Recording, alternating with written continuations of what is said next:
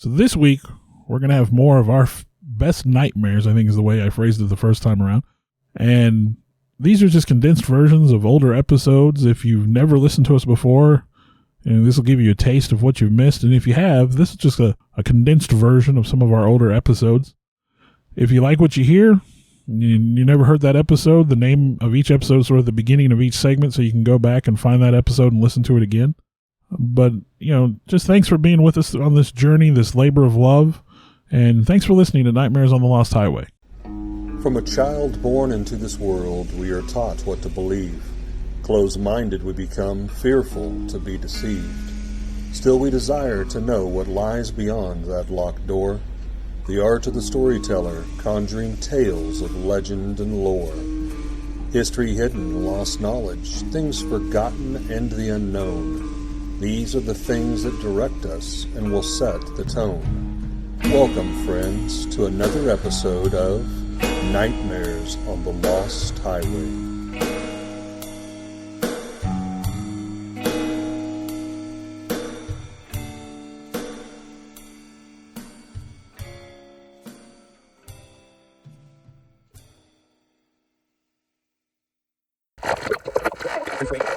So, when we decided to talk about Missouri ghost stories, there's a lot of material out there, and there's a lot of anecdotal little stories. A lot of little seeds, you might say. So, I decided I would tackle Springfield, Missouri a little bit, since it's pretty close to home. We've talked about Lebanon in the past, so I kind of didn't want to go there. Right.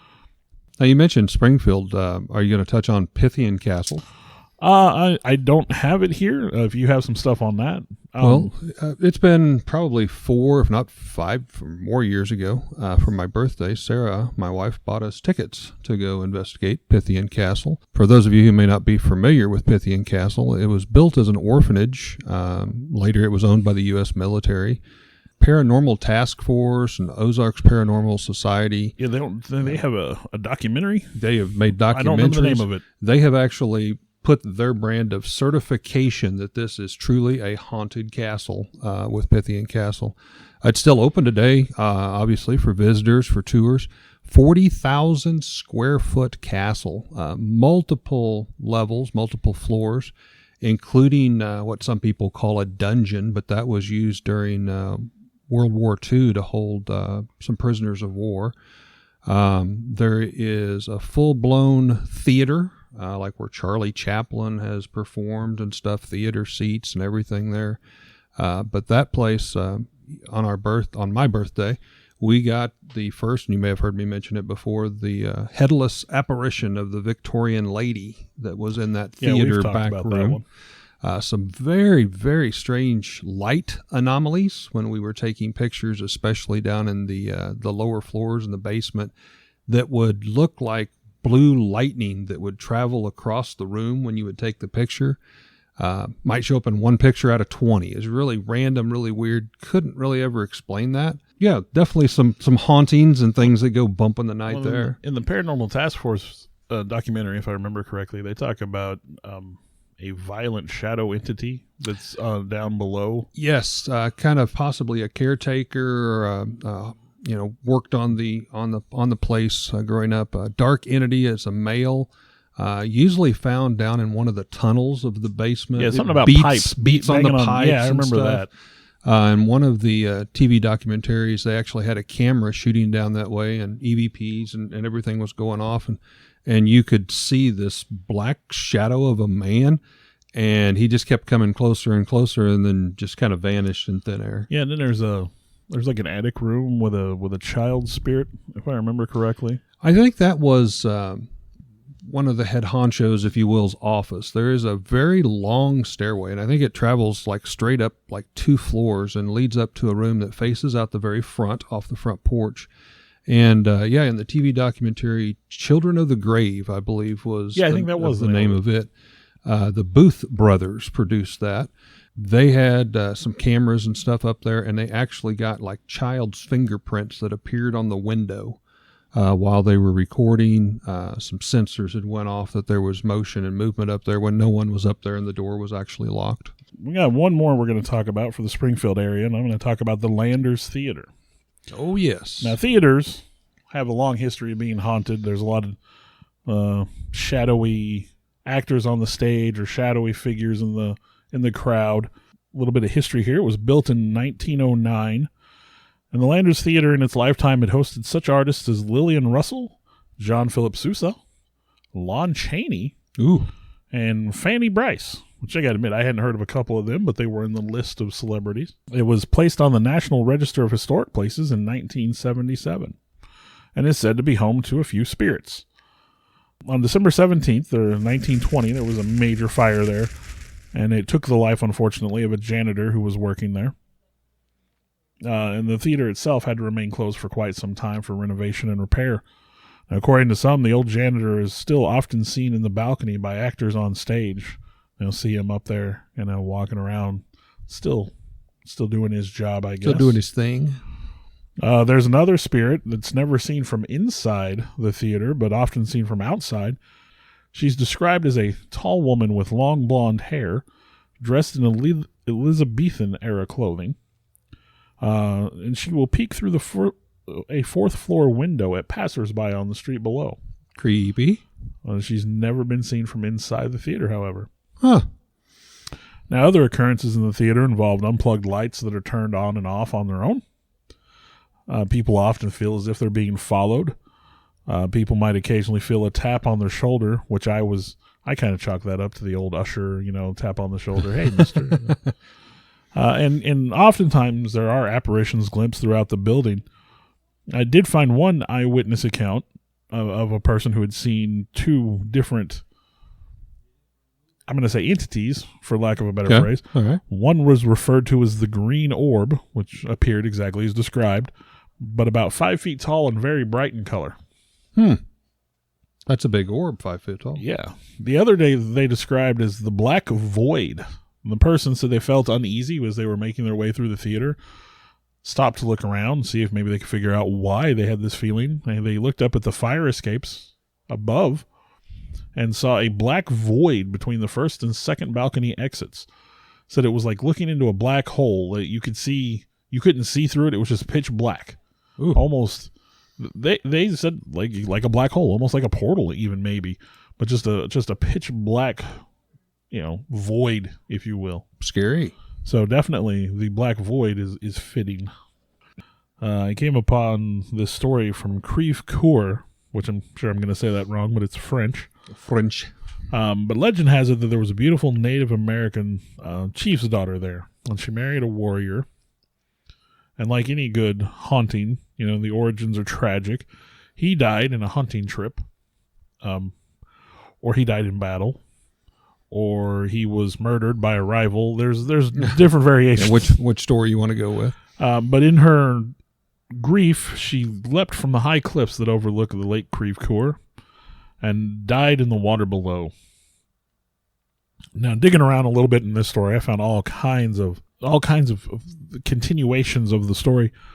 The most obvious, the most common, witnesses have heard her ghost crying, and they can see her apparition on nights when there's a full moon. All the way up until recent memory, people in the area have claimed to have seen her ghost jumping from the cliff, but she never hits the water. Like, they see a person jump, and then there's no splash. She even disappears kind of on the way down. There's legends of a monstrous fish or a monstrous eel in the lake that is supposed to house the spirit of this distressed woman. Oh, wow. That terrorizes the locals. Creve Coeur is French for broken heart, strangely enough. How ironic. And one of the local legends is, of course, when she killed herself by leaping to her death, it actually changed the shape of the lake into a broken heart shape. I didn't take the time to look at it on a map, so maybe it's heart-shaped. I don't know. Now, there are springs in the area that drip down the hills that surround the lake, and in the area they refer to them as the Princess's Tears. I've heard that part. So it's got a neat little backstory to it. Like I said, when we were doing the Missouri waterways, I found the story originally. I didn't feel it fit in with what we were doing that day. Mm-hmm. I was like, I'll kind of bookmark that one. Tuck that away for a little bit. In July of 1947, ranch hand William Brazel working on the J.B. Foster Ranch, finds a peculiar crash site about 30 miles north of, you guessed it, Roswell, New Mexico. After a few days, possibly as much as a week passed before he had shared his story with a friend and local Sheriff Wilcox. He stated he and his son had stumbled across a large field with shiny metallic cloth, rubber pieces, and wooden sticks of debris. On July 8th, after the initial investigation, an early press release stated, "Flying disc has been discovered." The following day, the press release is quickly retracted, and instead the story is of a crashed weather balloon. It's been part of a great debate that's went on for decades, may never have the true answers. This is sort of the granddaddy of all UFO recovery stories. Indeed, Roswell. So I think there's a lot of controversy when it comes to Roswell. I know doing the research, we talked about this before we started recording. Online, you can't hardly find anything that refers to it as being a UFO crash anymore. Flying saucer, UFO, those terms have been removed. When I grew up, UFO, like Roswell was like the UFO case to talk about. Absolutely. You know, if you wanted to talk about, I mean, it ranked right up there. You know, when you talked about Roswell, you were talking about the UFO crash. Like, they saw the bodies and they had the wreckage. And, I mean, essentially, it's the story foundation that all alien stories come off of. And yet, when you look online now, I mean, literally, they call it the Roswell balloon incident. Yeah. And I grew up with Roswell. I've read books about Roswell. Entire books about UFOs and flying saucers 350 at Roswell. pages worth of information about like all the debris and the government cover up. I love the Roswell story growing up, and then to look at it today and see what it's become. And again, it's a washed up has been. Our podcast is about telling stories. We want to tell an interesting story. We're not claiming what we talk about is real or fake or whatever. We're telling stories here. And so for Roswell, I definitely wanted to go back and tell the story that I grew up with. The story we're familiar with. Yeah, like I didn't want to. Now, was it a weather balloon? Was it swamp gas? Was it light reflecting off Venus? I don't. I mean, and as I said before, I have to say on this particular podcast, once you start doing research, I am truly on both sides of the fence. I didn't think that was even possible. Well, honestly, when you hear the description of what they found and what it supposedly looked like, I mean, yeah, it was clearly a weather balloon. Yeah. On the night of July 2nd, 1947, several witnesses in and around Roswell observed what they called a disc-shaped craft moving northeasterly through the sky. Now, I believe his name is William Mac Brazel, foreman working for the J.B. Foster Ranch. That night, there was a severe thunderstorm in the area. And then this is out, desert territory, so the storms can get pretty bad. But during the storm, he heard what he could only describe as an explosion. He said it didn't sound like the thunder that he was hearing in the storm, but this was like an explosion, something outside of the regular scope of the thunder. Some point around the 7th, give or take. Yeah, we don't have the exact date, to be quite honest. Yeah, the dates are kind of, the only dates we have for sure are like when things were reported in newspapers. So. Right. Sometime before the 7th, he went out to, walk the ranch, check, fences or whatever it was he was doing that day, when he found a debris field. This would be roughly 30 miles north of Roswell, New Mexico. He and his sons, they saw this large area of wreckage. It appeared as if some sort of aircraft had exploded. And there were various sized chunks of metallic debris, rubber strips, a tinfoil-like material, a rather tough paper, and what he called sticks, what he referred to as sticks. Mm-hmm. It was him and his son went out there and found this. Some people that saw the area even said it looked like there was a huge gouge, like an object had crashed and slid for a little while. Now these metallic pieces, just picking them up, they seemed unusually light for metal of that size. So already this was sort of unusual. It wasn't in Mac's wheelhouse. This was something he'd never seen before. He couldn't explain it. So on July 7th, Brazel sees Sheriff Wilcox in town. They, quote unquote, they whispered kind of confidential like, and said he may have seen a flying disc. Now, when you look at your timeline of UFO knowledge and all that, That's a relatively new term. flying saucer had only just come into vogue like that year or the year before. Yes. I think the first sighting was Mount Rainier in Washington. They had taken a picture of what they called a flying saucer. Because it looked like a plate saucer that was flying. So flying saucer had become like kind of a catchphrase there. So Wilcox, the sheriff, he contacts the Roswell Army Airfield, RAAF, and he gets a hold of, I think eventually he gets in contact with Major Jesse Marcel, who's a big figure of this story. Definitely. Marcel brings out Lieutenant Colonel Sheridan Cabot and Master Sergeant Bill Rickett to the ranch and has Brazel show them where the debris field is. They spend a couple hours out there looking for more parts, and then apparently at some point, pretty quick like, the Air Force goes out, they scour the site, and they pick up every piece of debris, no matter how big, no matter how small. They got to collect it all. They clear the lot. Well, on July 8th, Roswell Army Airfield, Public Officer Walter Haut, who, again, he's a big part of this story, he issues a press release. And he stated that personnel from the 509th Operations Group had recovered a flying disc, which had crashed near Roswell. And, of course, this is immediately picked up by numerous news outlets around the world. Absolutely. Later in that same day, the Army Airfield holds a press conference. And the story now changes. And the material presented is when they do the press conference is obviously that of a weather balloon. And they say that the recovered debris is now a weather balloon.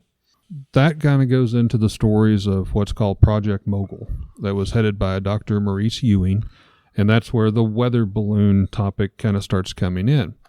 Project Mogul at that time was classified. Classified, absolutely. And this was due to basically Russians and the fear of Russians getting into nuclear and us not knowing about it. We didn't have spy satellites back then. You gotta consider the time frame. And our airplanes were being spotted too easily, so we couldn't swoop down with traditional cameras and try to take pictures. In 1994, the U.S. Air Force released their report, which gave into the weather balloon story. They said it was false. It was false. The wreckage was part of a spy device that was created for Project Mogul. Mm-hmm. And what Project Mogul, what that device was, it was a high altitude balloon with microphones attached to it. A typical Mogul balloon was at high altitude. It stretched 657 feet. That's huge. From tip to tail. That's 102 feet taller than the Washington Monument. The balloons rode the upper jet stream, and they would flow over towards Russia. The long tail behind it had different types of sensing and listening devices. Basically, they were designed to float over the USSR, detect sound waves at a distance, detect atomic bomb testing. Mm-hmm. And you got to, at this point in time, we're post World War II, and we're moving into Cold War. Cold War time, and we want to make sure them Ruskies aren't, absolutely. If they got atomic weapons, we got to be ready for that. Now it was a covert project at the time, very, very top secret. So you can understand why they couldn't just come forward and say this. Yeah. But on the other hand, when they did come forward, I think you said in 1994, I don't know, there's kind of this, hey guys, we lied. We lied. We're trying to do a little cover up, but here's why. It technically wasn't false for us to say it was a weather balloon. Well, again, it's just not a traditional weather balloon. That first press release does say flying disc. Yeah. So what were they willing to lie to say it was a UFO and then be like, oh, well, no, I guess it looks like a weather balloon, doesn't it? Yeah, it's like, what exactly are you arguing here? So the debris and any recovered remains were eventually moved. I think they went from they went from Roswell, they flew them to Fort Worth, and then eventually to Wright-Patterson Air Force Base in Ohio. Here's my argument on the whole Mogul weather balloon. Major Jesse Marcel, he was a specialist in metals and composition. He was directly involved with this reverse engineering thing of military projects. He stated he knew every metal, mineral, and composition on Earth, as that was part of his job. That makes sense. That's the guy you want on your department, reverse engineering stuff. If you're going to investigate strange alien metal. The official report released stated Roswell was not an alien UFO crash site, but rather the debris and nothing more than some aluminum foil, rubber strips, and wooden sticks. Now, Major Jesse Marcel was recorded saying this was true. He's backing up that story that it is not a UFO. It's just this. Come on.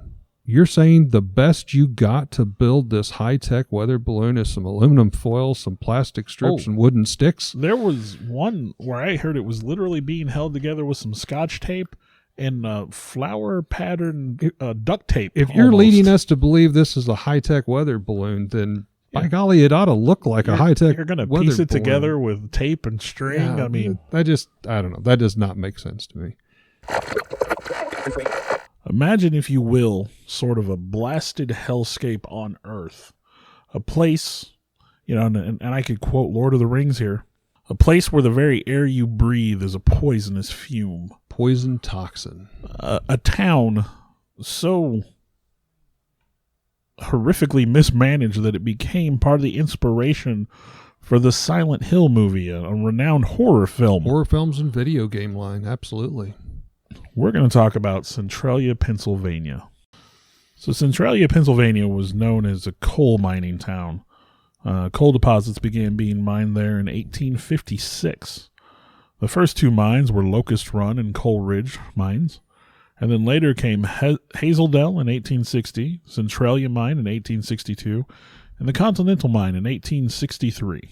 In its heyday, Centralia was quite a town. It had saloons, hotels, had a booming population. Back in the days when coal mining was going to make a lot of money for a person, this was a place to be. There was coal everywhere to be dug out of the ground around Centralia, Pennsylvania. Yeah, in its prime, it had 2 Catholic schools, 7 churches, 5 hotels, 27 saloons, 2 theaters, a bank, and a post office with close to 2,500 people. So what happens to a town to bring its population down to just 5 people by the year 2017? Well, that's what we're here to talk about. It's funny you should ask. On May 7th, 1962, the Centralia City Council met to discuss how to clean up the Centralia landfill. Now, the Centralia landfill itself was a 300-foot wide, 75-foot long pit made up of a 50-foot deep strip mine that had been cleared in 1935. They wanted to clean up their town. They wanted it to look nice. Now, if memory serves me correctly, I think this was right next to the big city cemetery, and it was close to Memorial Day, and they were thinking about trying to get it cleaned up, not to be an eyesore for the festivities. Yeah, the idea was to clean up the town and help things look good, and they wanted to make it look nice. Okay. Now, again, that was 1962. In 1956, Pennsylvania state had passed laws to regulate the landfill usage of strip mines. There were certain hazards associated with using strip mines as landfills. They were notoriously prone to fires. If you were going to use a strip mine as a landfill, it required a permit and regular inspection. Gotcha. So George Sagaritis, which I may have that name wrong, regional inspector, he became concerned when he noticed that there were holes in the walls and the floor of the strip mine, cutting through to older mines underneath. These were reasons for concern to him. So he informed a city councilman that the pit would be required to be filled with an incombustible material. They had to fill it in with something that would not burn. Obviously, there was concern that if something happened and the pit caught on fire, it could potentially spread to the mines underneath. Right. So the city council arranged for the cleanup of the mine. Again, May 7th, 1962, they decide they're going to clean it up, and they're trying to figure out what to do. The results of that particular city council meeting are kind of shrouded in mystery, if you will. They did not properly describe anywhere in their notes, their minutes, what they were going to do to clean up this mine. They just agreed that they were going to do it. It is assumed, at this point in time, knowing what we know today, that they had decided to clean up the landfill by setting it on fire. Yes. That's what my research showed as well. Prohibited by state law. So the council picked a date. And mind you, the council picked a date. No one really knows what they had decided at this point, but the council picks a date and hires 5 members of the local volunteer fire department. Alrighty. Seems like maybe they plan on burning something. Yes. But they decide that these guys are going to help them clean up the landfill. Well, whatever decision was made, the Centralia landfill was ignited on May 27th, 1962. Apparently they decided they were going to burn that trash. And a little cat out of the bag, it's still burning today. Yeah, spoiler alert. 60 years later, it's still burning today. But they said the landfill on fire. They used water hoses to douse any flames that were visible that night. Like we said, they wanted to clean up their town. They wanted to try to make things look better. Flames were again seen on the night of May 29th. So they called the same guys back. They showed up with their fire hoses. They again put out the fire. Hey, you missed a spot. Yeah, you missed a spot. The following week, the week of June 4th, there was another flare-up. So they call these guys again. They show up with their hoses. They put it out. Yeah, hey, you missed another spot. Missed another spot. Hard to find good help. A few days later, a hole 15 feet wide and several feet high was found in the base of the north wall of the pit. Garbage had covered this hole. They didn't know it was there. And it also prevented it from being filled in with, prior to their setting it on fire. And in quotes, it's possible that this hole led to the coal mines below the town. You think? It obviously provided a pathway to the maze of old mines that exist under Centralia, Pennsylvania. Again, like I said, we mentioned 5 known coal mines in the area. Right. The place it's just riddled with coal mines all over the place. And this hole provided an entry point for the fire right into those coal mines. And I believe I ran across, there's actually another area. I won't say there's a town, and that's the big difference, where a mine is still on fire besides Centralia. But it didn't have the effect because there wasn't a town directly on it. It's just more, out in the middle of nowhere. Well, as we get a little further, you're going to find out that this decision didn't just affect Centralia either. Yeah, there's the trickle-down effect. So one of the council members, contacted the president of the Independent Miners Union. He brought him in. He came in. He inspected the situation, and he in turn called an engineer. Obviously, they've got a problem. They want to figure this out. So the engineer looked at the open pit, and at this point in time, they don't know beyond just the burning landfill if there's anything else going on. So the engineer says, I'm going to dig out that smoldering crater for you. I'm going to use a steam shovel and charge you $175. That's pretty reasonable. Okay. Mine inspector Art Joyce arrives at about the same time, and using gas detection equipment, he goes to that hole in the north wall of the landfill. He detects carbon monoxide coming from the large hole and cracks in the north wall, and he detects them at levels that he considers typical of a coal mine fire. So he's the first guy that figures maybe there's a fire burning underneath maybe a little this bit town. more to this. Yeah.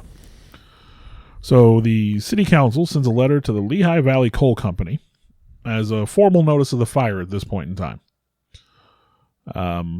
They did not reveal the true origin of the fire, of course. They described the fire as starting of an unknown origin during a period of unusually hot weather. And the old spontaneous combustion chestnut, that happens all the time. Yeah. Coal mines just randomly catch fire Just for no poof. reason. Obviously, they would have been on the hook if they'd admitted how it really happened. So they kind of, again, poorly managed. I mean, just, the machinations of the American political machine here. To me, and I've been witness to this. I think most of us can say, at the time frame, especially, it was a small town trying to fix a problem as cheap as they possibly could, hoping no one would catch them, and it'll all be over by tomorrow, and no one will know the difference. Kind of rule. So the council was supposed to meet again on August 6th to discuss this situation. Now, I'm going to pause you there, just trying to tie back to the horror film flicks and the games of Silent Hill. Just as in the film, the air in Centralia is dangerous. It's not recommended that people be exposed to it. The environmental has long periods of time. This is like apocalyptic looking stuff. Oh, if you can find pictures of it, the roads are cracked and bellowing up smoke and all kinds of stuff. Yeah. Now, while most people have started to kind of this register, Houston, we may have a problem here. They're clinging. I mean, these are families that have been raised here. Generations have passed on their houses. You don't want to abandon everything you've ever known. Yeah, this is your life. And at the end of it, a little spoiler alert, one of the only remaining buildings is ironically a church who is still open for special services today. It's just very similar to Silent Hill. This is exactly where that came from. Well, and like we said, we went from the heyday of, thousands of people living in Centralia down to 5. And basically, as each of those people passes away, the government just steps in and seizes everything they have and condemns it. Yeah, they said they would wait for 20 or 30 houses, maybe several blocks, and they just come in and just bulldoze it all down. Titanic. Its name evokes a cold chill, and the tale of its demise is nothing but legendary. Captain Smith was a man of the hour, and his crew was top-notch, trained officers of the White Star Line. Tales of chivalry and heroism, with the band still playing on as the ship sunk into the frigid, dark abyss. You've heard the story before, and most likely seen it in movies. The port of Southampton, April 10th, 1912, sets the stage. A proud moment for White Star, Britain's best foot forward on what was to be a legacy voyage. Hundreds of dock wishers saw the ship off in grand fashion and celebration. Both press and White Star declared Titanic was invincible, some even mocked unsinkable. The large ship Titanic was the most luxurious of its day of the White Star Line, looking to carry more first-class passengers than ever. 6,600 tons of coal power the massive engines with 17-foot propellers. The ship is the length of 2.5 football fields, 882 feet, weighing in at 46 tons. In today's cost, it was about $180 million investment to build. Now, it can carry 3,547 passengers and crew, and it was the largest man-made object on Earth. For the passengers on board, the first 4 days were splendid, especially for the Royal First Class with all the amenities. It was supposed to be impossible to sink the Titanic. And so there may have been a little recklessness. They were full steam ahead as they plowed through these cold northern waters. And they're actually taking what was known to be a more treacherous route through the northern Atlantic. And I think probably to prove her reputation. And to make better time, I think, yeah. But early in the morning of April 15th, the Titanic sank into the cold North Atlantic waters. 4 days into her maiden voyage, like you said, from Southampton to New York. It took 2 hours and 40 minutes from the time it struck the iceberg until she went underwater, and resulted in the deaths of more than 1,500 people. At the time, it was the worst nautical disaster ever. It's a lot of people, a lot of souls. So apparently the Titanic had received 6 warnings about sea ice on the 14th. She was traveling about 22 knots when her lookouts sighted the iceberg. And mind you, this was at night.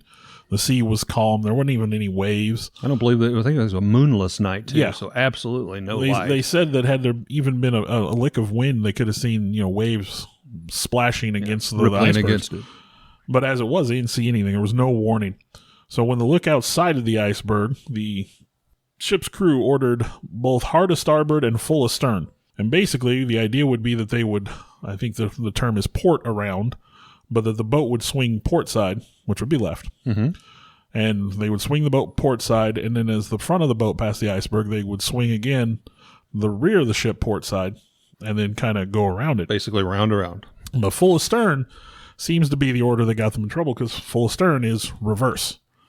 And on a ship like the Titanic, at that time, probably didn't stop on a dime. Yeah, they don't stop on a dime. What they say, it takes miles for an aircraft carrier to stop, and those are big ships. But the full astern order reversed the engines, and that reduced the effectiveness of the rudder. If it hadn't been for that command, it's still possible they could have avoided the iceberg, or at least minimized the damage. But like I said, they attempted to port around the iceberg.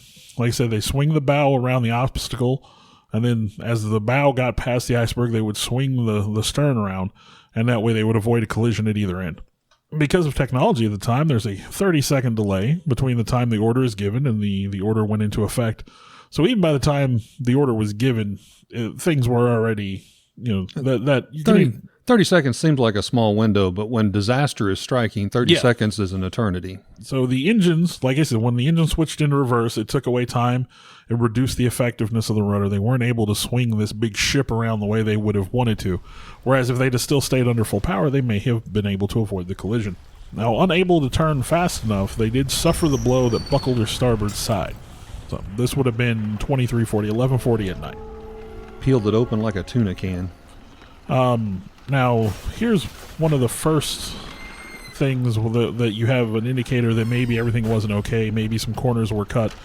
The rivets that were holding the front plates of the ship together, even according to an engineer at her building, and I will directly quote, were near their stress limits even before the collision. Oh, my. So when this ship set sail, she was already kind of bursting at the seams almost. Yeah. Well, when it struck the iceberg, it opened 16 compartments to the sea. Titanic was designed to stay afloat with 4 compartments completely flooded, but no more than that. So water poured in 15 times faster than it could be pumped out. The bilge pumps were just way unimaginable overworked. amount of water. Well, I talked about the flooded compartments, and 16 were open to the ocean, and the water's flooding in. Now, each compartment could be sealed from the next with a watertight door. Mm-hmm. Now, again, we're going to talk about some design questions here. Each of these watertight doors they were designed to seal each section from the next. So if one were to flood, you could drop these watertight doors and it would keep it from flooding the next section. You could control where the water was going to be. Again, if you could isolate it to just a few compartments, you could keep the ship afloat. Sure, makes sense. Well, these doors extended above the waterline, but were not sealed at the top. They did have a small opening there. That does not sound like a good design. Now, if too many of the compartments flooded, if the ship tilted either back or forward, the analogy I found is water would spill from one compartment to the next, like when you fill an ice cube tray. Okay. Just rolls over the top of one section and into the next, and that's exactly what happened. As she started to tilt one way in the water, that water floated over those watertight doors and just kind of filled compartment after compartment until she was entirely flooded. Now, one of the things on the watertight doors, we're going to learn a little bit more about a gentleman that goes by Lord Mersey. That's kind of a British title. That Mersey's not his name. But in the month-long court investigation that was held, he, in his notes, he kept scrupulous notes, and he documented some stuff that came out of that the courtroom scenario. And he had some of the survivors that actually said they were sent back down and reopened the sealed doors in order to get hoses and try to pump the water. And they mentioned that they had never been given the order to close them back. Well, that's now that good. to me kind of seems like a common sense thing. If you got water gushing in, you open the door, you want to close the door. But that was one of the things that came out in the British maritime courts. So we got that going on as well. Once all those compartments filled, obviously the Titanic's time floating was limited. And also another thing is that the lifeboats on a ship at that time, they were designed to ferry survivors from one boat to another, multiple trips. So when people say there weren't enough lifeboats for the people on board, that was actually law at the time. Right. The lifeboats were simply to ferry survivors from one ship to the next. Yeah, it wasn't. They weren't intended to just set sail at sea again on these ships and enough for everybody. It did have enough lifeboats to meet its legal obligation. And I believe maybe even one or two over the actual legal limit at the time. So when she completely sank, there were still estimated over 1,000 people still on board who were never able to leave the ship. All those who were still on board that jumped or fell into the water died within minutes. This is freezing Arctic water. It's the middle of the night. So at 5:18, I believe, is when she finally disappears beneath the waves. So the RMS Carpathia, she arrived about 4 o'clock in the morning. She'd steamed through the night, dodging icebergs to arrive at the site of the Titanic sinking. She rescued as many survivors as she could. I think they pulled the last known. Carpathia pulled her last survivor out of the water at 9:15, about 9.5 hours after Titanic struck the iceberg. By the time she pulled her last survivor from the ocean, 2 more ships had arrived, the Mount Temple and the Californian. Stories vary. I think they each may have pulled a person or two more from the ocean. But they both remained for another 2 hours, attempting search and rescue efforts to no avail. I mean, there was nobody to rescue at that point in time. And Carpathia was already full. She was loaded to capacity, didn't have the stores, didn't have the medical supplies to tend to the people on board. They were taking on way too many people, just trying to rescue as many as they could. And that Californian, I'll get into later on, that ship plays a huge role later on. And basically, a lot of the guilt was thrown upon the Californian. Yeah, they got some shade. But at that point, the Carpathian started steaming back towards New York. And the way they describe her arrival at New York in the morning of Thursday, April 18th, they were already calling the Carpathia the Ship of Widows. And she sailed into New York Harbor. The city was covered in fog, so the scene is already sort of somber. You could hear the tolling of bells in the distance to mark the dead. And it was absolute silence as the ship pulled into the harbor. So a city like New York, and especially, they were expecting the Titanic to arrive. As they got closer, the silence they heard was broken by the sobs and cries of those who knew they would never see their family again, and just trying to figure out if the survivors on the Carpathia. Well, flipping back into the pages of Lord Mersey's journal, he homes in that 2 specific ships, as we had touched about, did send warnings that did absolutely, for a fact, reach the Titanic, because that's part of the whole hoopla, if you will. Multiple ships said they sent out the messages, but for sure he knows that at least 2, if not more, reached the Titanic. However, he scribbles off to the side of one of the pages of his records, conditions were ice. Now, this was messages that was sent. And underneath that, no reduction of speed. No, she never slowed down. No. And, of course, we're bringing Captain Smith back into this again. Why didn't Captain Smith heed these warnings and slow down? One theory is related to Captain Smith himself. Maybe he was being puppeted by White Star engineer creator J. Bruce Ismay, who obviously was on the ship. He was the chairman of the White Star Line. He was undoubtedly one of the most, if not the most, influential of any of the passengers working directly with Captain Smith. It is recorded that Captain Smith received a formal notification from another White Star ship, the Baltic, that it was in its vicinity, stating icebergs and bad weather. Captain Smith is reported to have left his cabin and personally hand-delivered this written message to Bruce Ismay while on the ship. One of the surviving witnesses that witnessed this while he was up on the ship said Ismay did read the message when Captain Smith handed it to him, simply folded it up and placed it inside of his front pocket. Mersey records on page 222 of his private journal dictates some of these facts, all directly from Ismay's own testimony during the investigation. He was a survivor. That may be one of the things you want to talk about. Yeah. He stated he did receive the message. He stated he did fold it up and put it in his front pocket. So everything's balancing out to this right out of Ismay's mouth. Why? Why would Ismay stick this in his pocket? My thoughts, he did not want the ship to arrive late and hoped that maybe by pushing forward, not slowing down, it would arrive ahead of time, which, hey, if you're in a race and you're wanting to look really good, don't only finish the race, finish it quicker than even, the schedule allowed. Well, again, this was the unsinkable Titanic. For some strange reason, U.S. national park lands are a hotbed for unexplained disappearances. People go missing, unexplained. Some are never found. Some are found in places that were already looked at. Some are found in impossible conditions or impossibly far away. It's sort of referred to as the missing 411 phenomenon. We're going to talk about that for a little bit. Just to add on to that, there's 423 national parks in the United States, and there's over 1,200 cases that have never been explained. And I got to say, when you brought this up for a podcast, I was not familiar with this at all. And as I dove into it, it's like, oh my gosh. I'm going to share a case here. This is a retired airborne ranger that went missing. Well, that's a guy that should survive. His name is Tom Messick, I believe. This was in September 2015. He was 82 years of age. This was in the Brant Lake, Albany, New York area. One of the strange things that was noted on this was the FBI was involved with this disappearance. Now, they do turn up from time to time.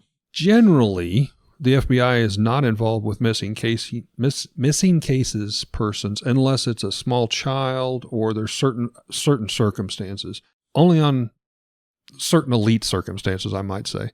But Tom Messick, this gentleman was an experienced hunter. He was a fisherman, retired airborne ranger veteran. This man taught hunting safety classes in his local town. He had lost partial vision in his right eye due to, I believe it was an explosion, gunpowder type injury. He was a father of 3 sons, and all of them loved to go out and hunt and fish. He did have a little bit of hearing loss on the same side that he had lost his eyesight. So that, again, kind of goes back to one of the profiles that they mentioned, that sometimes they have some type of minor health issues. People who knew Tom Messick said he's not a heavy drinker. He might have had 1 beer around the campfire at a night. But at this time in September 2015, it was kind of a last minute. They decided to go hunt in a new area up around what they call Lily Pond. And it was a group of, I believe, like 6 or 8 people. And there was essentially, I'll break it down as like 4 older people, like retirement age, and Tom fit in that. And then 4 younger people, like the sons. And the older group was to set up at about 200-300 yards away. The younger ones would circle around and basically try to scare up deer and stuff that would come by. And the older hunters would then take the kill. This was Tom's spot. He was kind of in the middle of 4 different ones. So the 4 men walk down the trail within sight of each other. They separate about 200 to 300 yards out of sight, but still, this is the plan. This is where you're at. This is where, everybody kind of knew where everybody's roles was and where they were going to be. The younger hunters, unfortunately, the hunt went on for like 2 hours. They were unable to scare up anything. Ironically, they didn't see anything, which was another kind of weird tale. No squirrels, no birds, no deer. It was just kind of weird. Now, one of the other older hunters that was near Tom said that he did remember hearing something, as he just described, different in the woods that afternoon. He then later said it was almost like a giant bear trap that clamped shut, like one of those big steel hinged, kind of deals. As I said, the hunt lasted about 2 hours, start to finish. They came back. Nobody had seen anything. They knew the plan, but Tom didn't pick up. Now, to add to this, to tell you how well equipped these guys were, they all had radios. They were all on the same channel. They had been communicating back and forth as they kind of said, okay, let's call it. Tom would not respond.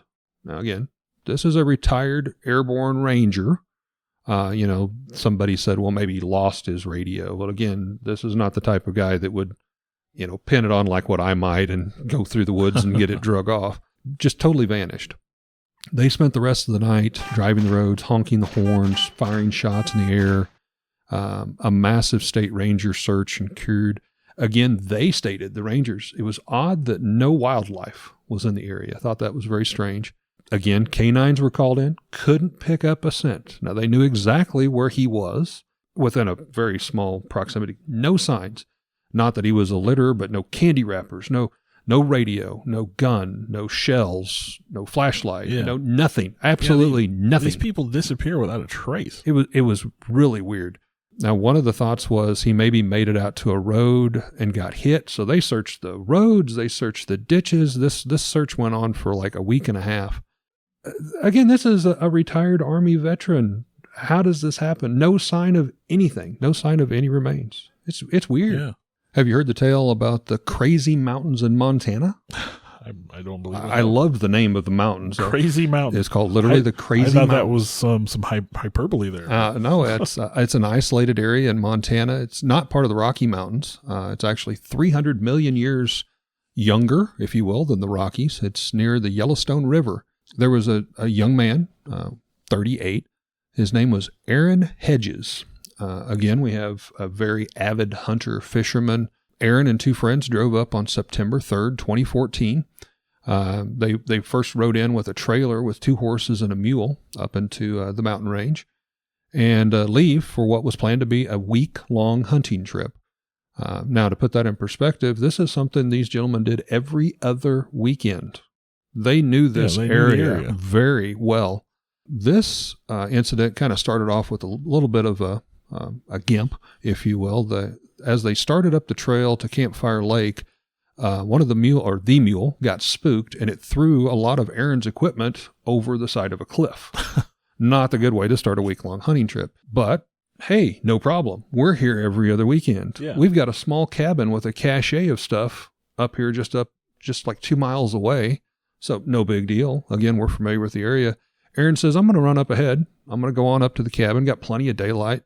I'm going to pick up some my new equipment, basically replace what I lost, and we're going to go on like nothing ever happened, guys. It's all good. So they had this plan. Aaron was going to go up about 2 miles, had to make kind of a hairpin turn up into the mountains where the cabin was. Again, very familiar with this area. 40 to 50 degree weather, no snow on the ground whatsoever. And then they were to meet at the regular camp where they had planned to do their hunt. Seemed pretty simple. For whatever reason, they were packing some special radios with not only the voice, but had GPS coordination. So like if I was on the radio with you, to me, we would be able to hear each other, but we would also know by GPS exactly where each of us was. And that's pretty high tech. So again, another step in this process that should make it harder to disappear. Absolutely. So I guess they go their separate ways. Aaron's heading up towards the cache up in the cabin, and his friend, which I did not catch his name, he's heading ahead to taking the horses up and the mules to join at the camp where they're to set up. They talk with each other, and Aaron seems fine. He's like, yeah, I'm almost there. I might be a little bit late, but, go ahead and proceed. Now, they didn't know till several days later, using that GPS that I mentioned, that he had missed the turn to go to this cabin where the cache was by about a mile. Huh. Now, again, he said he was good spirits, seemed top of his game. Why did he miss 40 to 50 degree weather? There's no snow. Why would you miss this if you're familiar with the area? Something that comes up in a lot of these cases is that people are lured away from places that they should be comfortable at. Now, typically that happens more with children, but it may happen again also with the adults. It could be. Now, as we mentioned, one of the profiles was there's a weather event that occurs. About 2 days from that standpoint, a snowfall comes. And I won't say it was a major storm, but about 6 to 8 inches of snow, so sufficient. Aaron's friend, of course, reports him missing within probably about 24 hours, I believe. He didn't show back up at the camp. He himself starts to go look for him. He knows he talked to him on the radio. The rangers and stuff, search party, are all called in. Weirdly, now we have fresh snow. There's no footprints. We can't find any footprints anywhere. They do, at this point, discover that GPS, that he had missed that hairpin turn. So, okay, we're going to broaden that search. It was like he was following the river that I had mentioned, rather than making that turn to go up into the cabin. Again, I mean, he's familiar with the area. He knows. Every other weekend, these guys camp this area. Now, the Crazy Mountains are called Crazy Mountains for a reason. They are very jagged, sharp rocks. There's a lot of holes, cliffs, bluffs. This river, maybe if he got turned around or whatever, he knows the river flows one way. Any survivalist, any hunterman knows you follow that river, it's going to take you somewhere. Yeah. Even though there was cliffs and stuff, there was ways to crawl down and get to water. So he still would have had food. He had a pack, he had a gun, he had a flashlight, he had a radio, he had a cell phone. I believe he said he had a rifle and a pistol, I believe. So, I mean, he's still well equipped. He just didn't have enough supplies for a week-long hunting trip. Yeah. But so anyhow, they go out and they're looking, no signs of this guy, no signs of footprints. Now, a couple days go by. And on down the river, way past the hairpin turn to the cache, they search this area, can't find anything. For whatever reason, they go back. And here's one of these first cases. We were here yesterday. There was nothing. They come up on a small campfire pit. They find a pack of cigarettes that he smoked was partially burned. They found a water bladder, one of these systems that goes in the backpack, where you can drink water.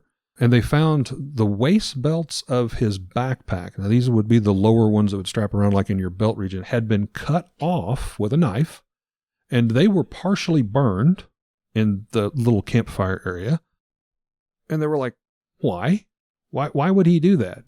But again, with the cigarette box and different things, they felt confident this was him. Now, a short distance away from that, I guess visually, but it took them a little while to find, he had taken off his boots and neatly placed them side by side, like you'd put them on a shelf, underneath a tree, not at the campfire site, but again, a little ways away. And we said at the beginning, you said this was 40-degree weather. 40 to 50 degree weather. Then snow had come in. So now there's snow on the ground.